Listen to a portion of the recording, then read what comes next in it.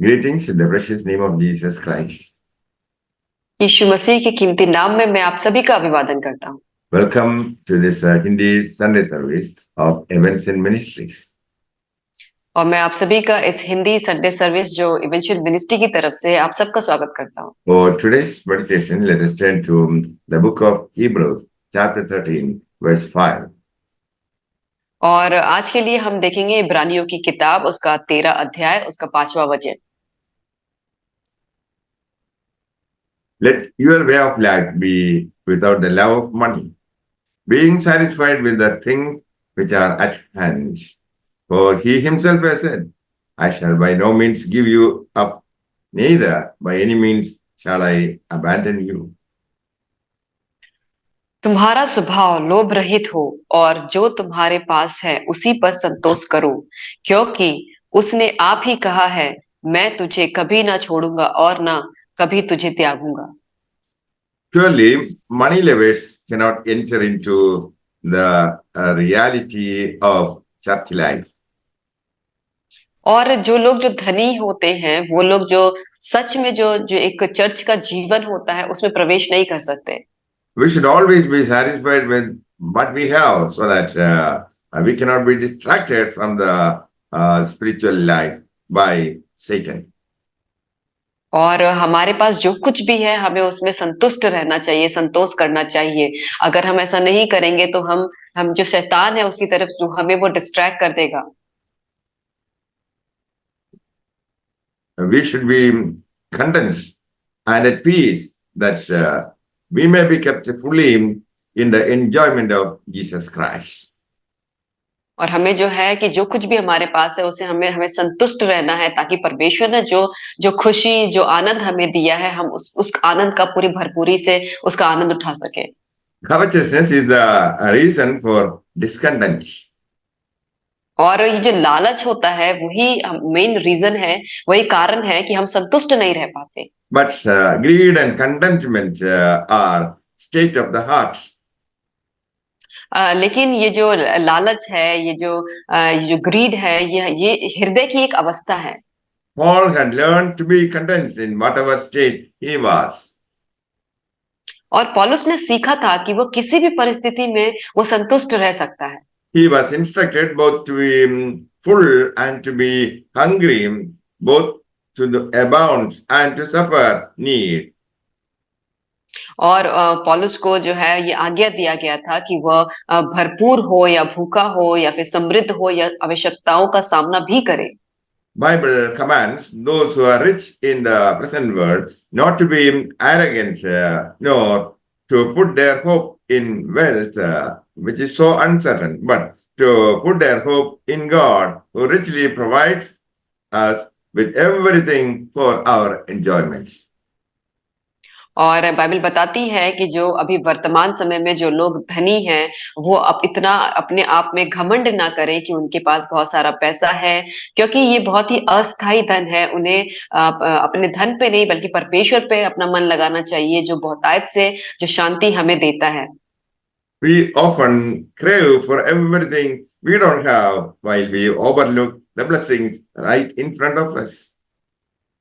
और हम बहुत बार ऐसा होता है कि जो चीज हमेशा हम क्रेव करते हैं उस चीज के लिए, हमारी लालसा उस चीज के लिए होती है जो हमारे पास नहीं है, और हमेशा हम उस चीज को भूल जाते हैं जो परमेश्वर ने हमें इतनी सारी आशीषों को दे रखा है। Bible gives instructions on how to break the restless cycle of discontent. और लेकिन बाइबल हमें जो ये बताती है कि कैसे जो ये लालच का ये जो असंतुष्टि होने का जो ये साइकिल है इसे हम कैसे तोड़ सकते हैं। Love of money is deadly. और जो जो धन से संपत्ति से जो प्यार करता है वो बहुत ही घातक है। It focuses on the temporal. और ये बहुत ही अस्थाई है। It leads to sinful entrapment. और ये बहुत ही पाप में जाल की ओर हमको लेके जाता है। It succumbs to harmful drugs.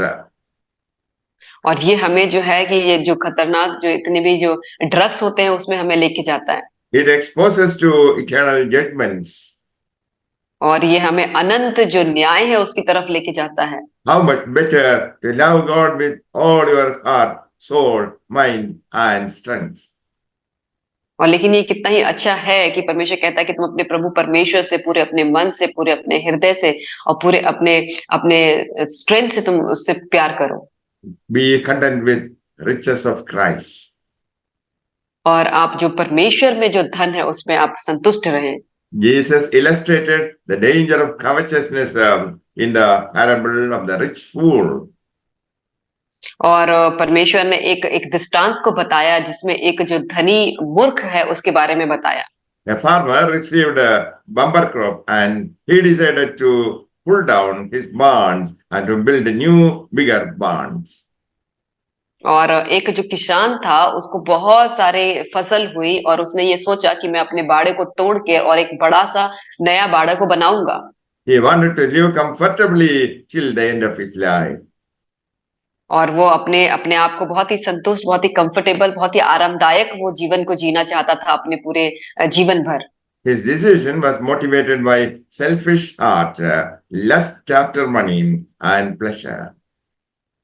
और उसका जो ये निर्णय था वो एक स्वार्थी हृदय और लालच के वजह से और संसार का जो ये प्लेजर है उसके द्वारा लिया गया था। He had no thought about God who provided rain and sunlight to produce bumper crop. और उसने कभी भी उसने उसके मन में एक बार के लिए भी परमेश्वर के लिए कोई भी विचार नहीं आया कि उसने जो ये सूरज की रोशनी दी, उसने बारिश दी, उसकी वजह से उसने इतना सारा फसल को उगाया। He is motivated by hearts in which God does not exist. और वो एक ऐसे हृदय से उत्साहित हो गया जिसमें परमेश्वर था ही नहीं। Life consists of a relationship with God. और जो हमारा जीवन है वो एक परमेश्वर के साथ संबंध से ही बनता है।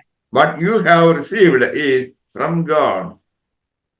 और आपको जो कुछ भी मिला है वो सब कुछ परमेश्वर की ओर से है। Prosperity to be received with thanks.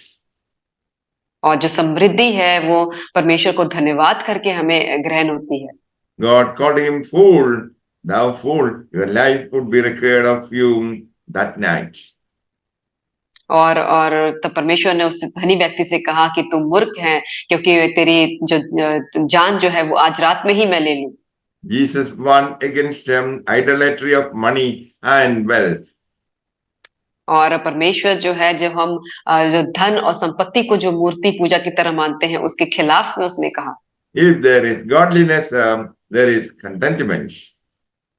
और अगर आप परमेश्वर में हैं, खुदा को मानते हैं तो उसमें आपको संतुष्टि रहेगी। Content with what we have means we are thankful to God for what we have.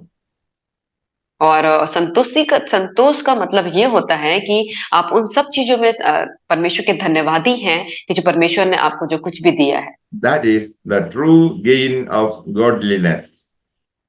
और यही वो सच्चा जो गेन है जो हमें परमेश्वर में मिलता है। May the Lord bless you all with these words. Amen.